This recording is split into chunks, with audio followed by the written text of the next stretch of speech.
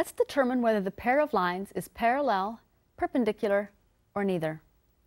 We'd like to get each of our equations into the slope-intercept form by isolating y on one side of the equation.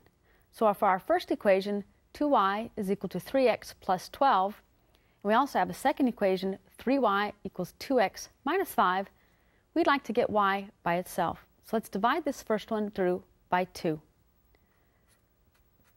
Both sides will have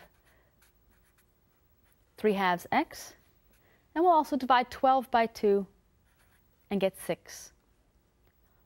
We have this now in the slope-intercept form, so we'll move along to equation 2. We'll divide both sides of this equation by 3. Y is equal to 2/3 x minus 5/3.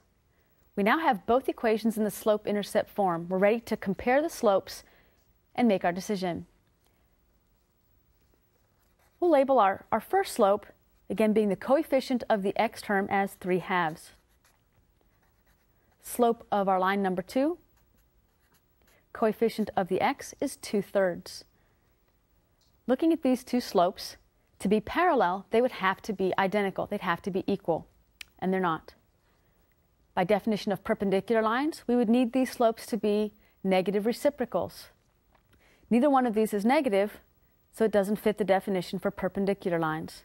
So we're ready to go ahead and decide that these two lines are neither. They are neither parallel nor are they perpendicular.